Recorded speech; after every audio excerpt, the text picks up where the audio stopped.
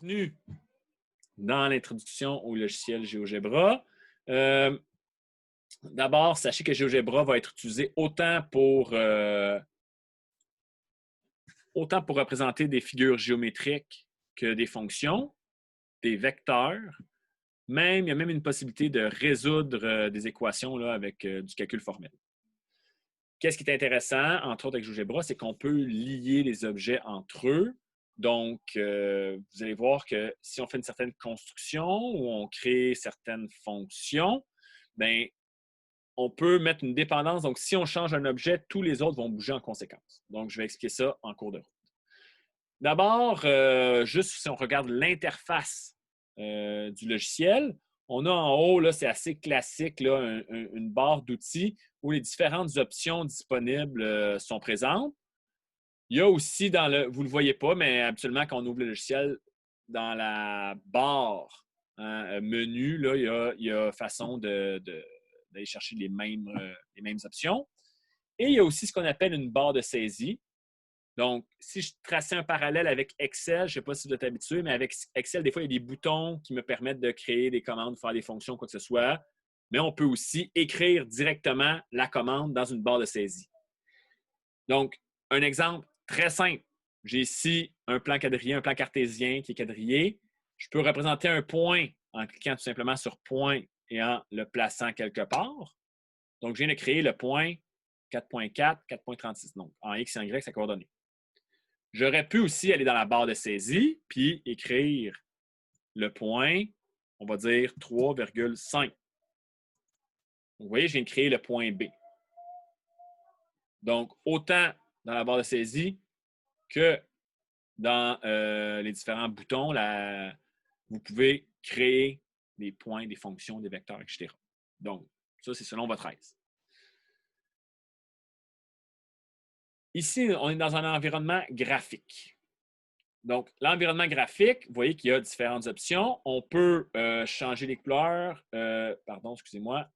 On peut enlever le quadrillé, enlever les axes, recentrer à l'origine.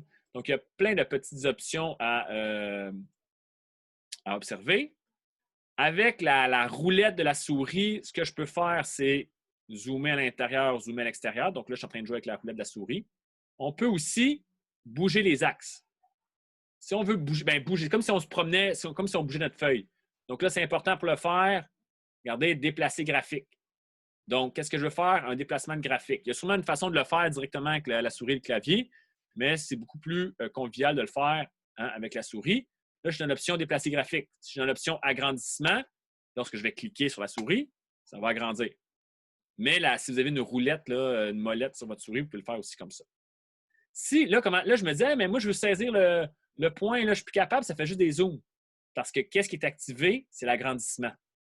Si je veux activer la souris standard, vous voyez, déplacer.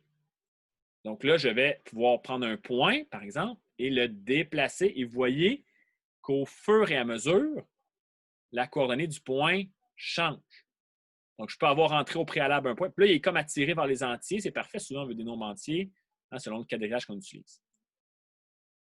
Voilà pour ça. Là, vous ne voyez pas. Je vais dans Affichage. Donc, dans les options en haut, on peut afficher sous forme de graphique, mais j'aurais pu aussi décider de faire du 3D. Donc, il y a une option, je ne discuterai pas aujourd'hui, mais il y a une option graphique 3D. Vous voyez, le point que j'ai indiqué est en 3D. Donc, si je crée quelque chose en 2D, il va apparaître ici en 3D, puis éventuellement, on est en mesure aussi de représenter des objets en 3D. Donc, l'environnement 3D est là. Donc, c'est ce qui a été affiché. On a l'environnement calcul formel. Quand on parle de calcul formel, c'est si, par exemple, on veut résoudre une équation. Donc, résoudre, et là, on a différentes options.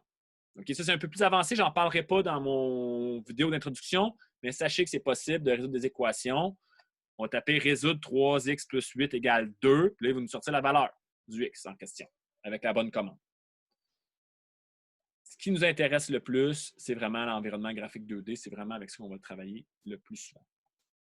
Il y a ce qu'on appelle l'environnement algèbre. L'environnement algèbre, vous aurez compris, dans le fond, c'est un peu le code mathématique derrière les constructions qu'on a faites. OK? Donc là, j'ai fait des points. On peut aussi tracer des droites. Quel genre de droite? Des segments, des droites complètes? Bon, par exemple, une droite qui va de moins l'infini à plus l'infini, qui doit passer par 2 points. Donc là, je viens de créer la droite qui passe par CB. Remarquez, j'ai tout simplement cliqué sur droite. Et lorsqu'on laisse la souris sur le bouton, elle me dit comment ça fonctionne. 2 points. Donc, j'ai besoin de 2 points. Je clique sur 2 points et la droite va se tracer automatiquement. Je prends une pause. Quelqu'un vient de se connecter. Voilà.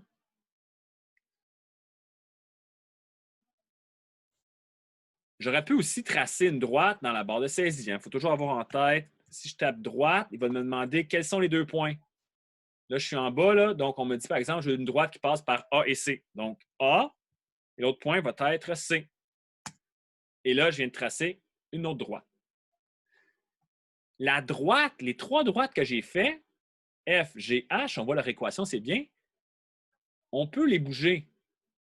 Si je déplace mon point B, étant donné que ma droite dépend, je les construis en fonction du point B et A, si je bouge B et A, la droite change. Donc là, si je vais dans Algèbre et je vais voir, excusez, l'option dépendance. Ah, voilà, pardon. Donc, vous voyez quels sont les objets libres et quels sont les objets dépendants. Donc, les droites dépendent de mes points parce que je me suis servi des points pour tracer. Puis là, il y a un point qui pourrait dépendre d'une droite, une droite qui dépend d'un point. Puis là, on pourrait tracer un cercle qui dépend, exemple, un cercle de rayon de centre B de rayon A. Bien là, on aurait un autre objet, un cercle qui dépend dans le fond du point B et du point A. Donc, bien évidemment, si je bouge B et A, je bouge non seulement les droites, mais je vais aussi bouger les cercles. OK? Je vous laisse explorer les différentes options, mais que vous vouliez calculer des angles, que vous vouliez tracer des droites perpendiculaires, que vous vouliez tracer des parallèles, des tangentes. Je vais tracer une tangente à un cercle, donc j'ai besoin de... Je clique sur le cercle et je choisis un point. La droite tangente vient de se tracer. Donc, vous voyez, là, je ne suis pas tant dans un environnement... je suis dans le plan cartésien, là, mais c'est pas tant ça que je suis en train de faire de la géométrie euclidienne dans le plan. Avant de passer à d'autres choses, avant de passer aux fonctions, c'est le prochain sujet, sachez qu'à chaque fois, je peux cocher.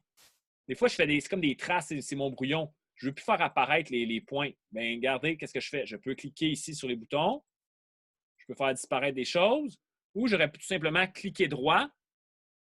Et dans le menu, on va m'offrir, dans le fond, de faire apparaître ou non l'objet. Donc, vous voyez, afficher l'objet, afficher l'étiquette, c'est dans le fond le petit C, le petit B au-dessus. Donc, ça aussi, on peut s'amuser à faire ça. Je peux aussi, pour chacun des objets, changer la couleur. Donc, je peux le mettre d'une autre couleur si je le souhaite. Par exemple, dans Propriétés, j'aurais pensé que ça fonctionnait. Donc, on pourrait jouer avec les couleurs. On pourrait jouer avec la grosseur du trait. Il y a plein d'options comme ça qui nous permettent de changer. Vous voyez, là, je viens de changer un peu l'allure de mon graphique. Okay.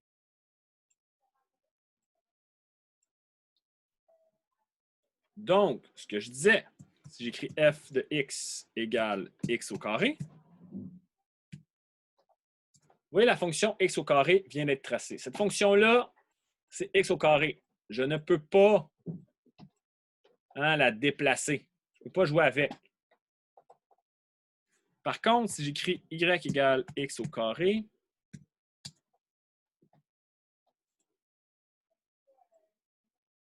donc il y a une souplesse dans l'écriture. Quand on écrit y égale x au carré, c'est un objet qui est libre, que je peux déplacer.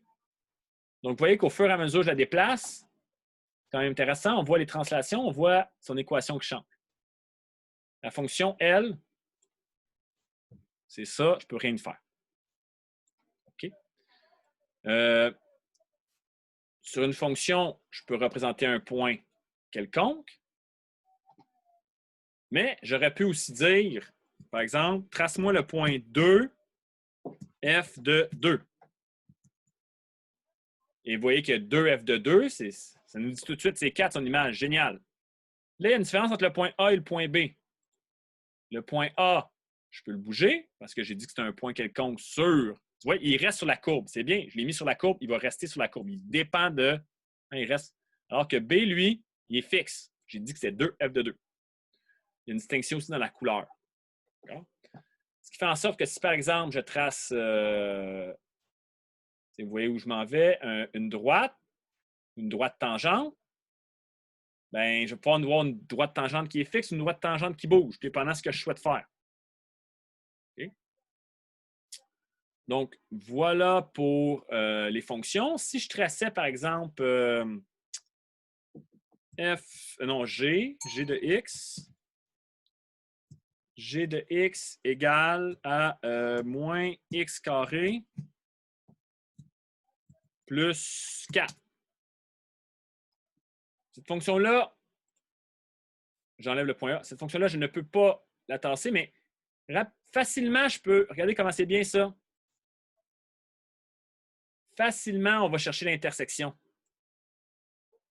Si, par exemple, c'est pas plus 4, je double-clique, je vais faire plus 6. Finalement, la fonction, c'est plus 8. Donc, les points C, D restent les points d'intersection. Vous avez les coordonnées. Okay? Donc, voilà pour les fonctions. J'en dis pas plus.